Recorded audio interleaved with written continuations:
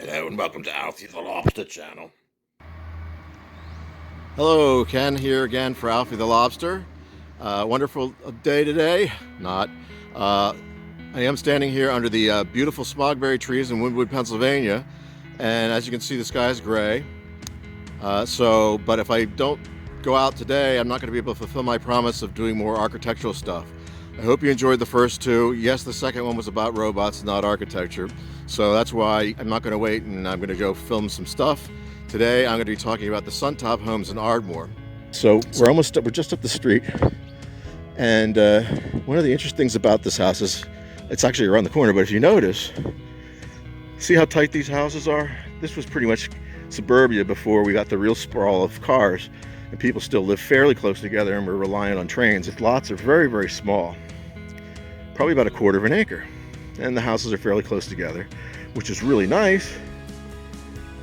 But you really don't have what we would call rural living anymore, because this, again, suburbia, so we're talking, it still has a density to it, as opposed to what we would call exurbia, where everything is just farmlands and very loosely fit together. So Frank says to himself, well, this is a very unfortunate thing, because these people don't have a beautiful property that they can look onto. I mean, they're looking at their front lawn, but when they do that, they're basically looking at across the street, and their neighbors are able to look onto them.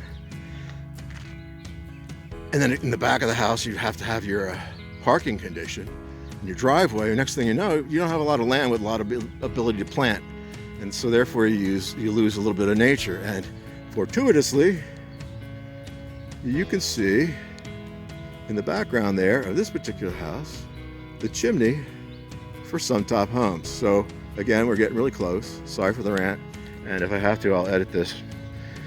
So Frank LLoyd Wright comes here and he says this isn't cool. So what he decided to do was he took an acre of land, and instead of building the houses in the middle of each 1/4 of the acre, he built all 4 of them in the middle of a Greek cross, basically an X, and in the groin, as they call it in architecture, the place where the walls come together, they intersect, he would place his houses. So therefore, we can't see any of the Suntops from here, but therefore what would happen is that because the houses were all back to back, you would be able to have a really, really big private garden. And to keep that private, what he did was he put a fence around the whole bloody thing. So basically, once you were inside, you wanted to be enclosed because it was still your private space, and it was much more generous than the backyard would typically be in this kind of suburban environment. So, walking around the corner here, getting really close. So how do you take advantage of that if you're only got a 1-acre house and you're trying to maximize the amount of land space that you get? Well, what you do is what Frank LLoyd Wright did, at least in this case, is you build vertically. So he built a whole bunch of stuff that was stacked on top of stacked on top of stacked. And what does that result in? It resulted in a really tall living room. I mean, a really tall living room. And did I go the wrong way? Son of a bitch. Oh. So it resulted in a really tall living room, 2-story space, and he had the fireplace in the corner in the opposite direction to heat the space. And of course, in the wintertime, the heat would rise, and he'd have to, he had his traditional hearth, which was the center of the building. Of course, all four of the buildings come together to make both the walls and the chimneys go through those walls. So there you have the hearth. So basically what he did was he made this big high space, so you feel like you had the ability to, this vast expanse that you were living in when you were living in the living space. And you would have this beautiful view outside, which has been maximized by the fact that he'd gone vertical. And then you also have the kitchen that's on top of that overlooks, by a cantilever, that overlooks the space, so they get a view. And then the bedrooms are going to sleep, so they're up at top, and there's privacy, and they're the furthest away, and you don't really need the view anymore because you're going to sleep. So here's the shiplap siding of the fences that were built. They used to be painted the same color as the brick, which was a Frank LLoyd Wright thing. As you can see on the main part of the house here, they're attempting to mimic it. Actually, what Wright did a lot of times was he exposed the natural wood and he used something like mahogany and just stain it. But over time, that doesn't last, especially when he was doing it, because they didn't have as good veneers and varnishes and ways of preserving the wood as well as possible. And as you can see, these people have parked their cars where this is supposed to be a garden. And if you can, I try not to do this while not trespassing, you can see in the corner here the 2-story high living room space and all that glazing. It's very hard to see. I'll get you pictures of it. And of course above that the kitchen, and then you can see way up at the top there, that's where the bedrooms are. So that's one of the Suntop units. And so again, the idea is to create a space of privacy. And this is the one that has the most beautiful garden residual left. Unfortunately, it doesn't look as though it's as beautiful as it used to be, but time changes everything.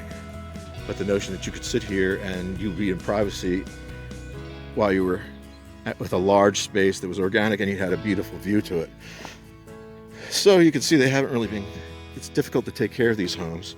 So the materials get kind of goofed up after a while, and it's hard to preserve them because they're so expensive just to buy them.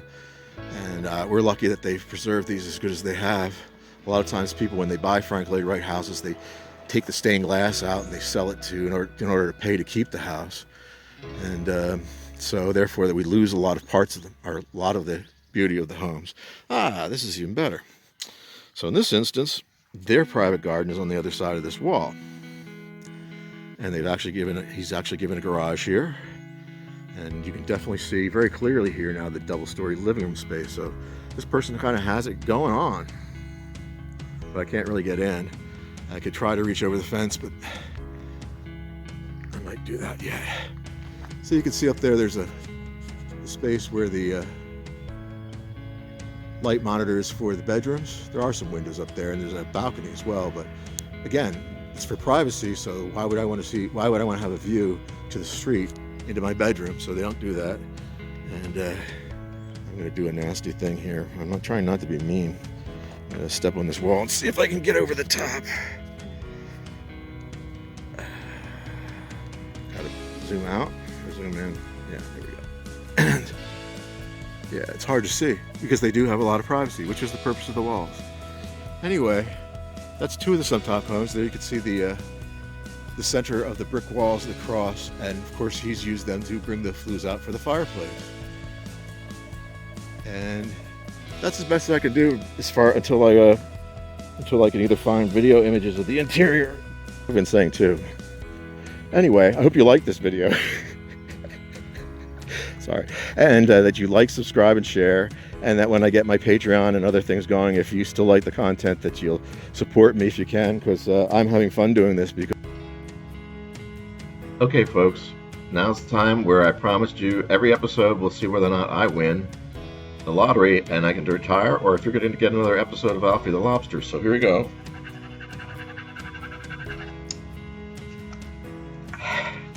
Thanks for tuning in. See you same time, same lobster time, same lobster channel. Peace out.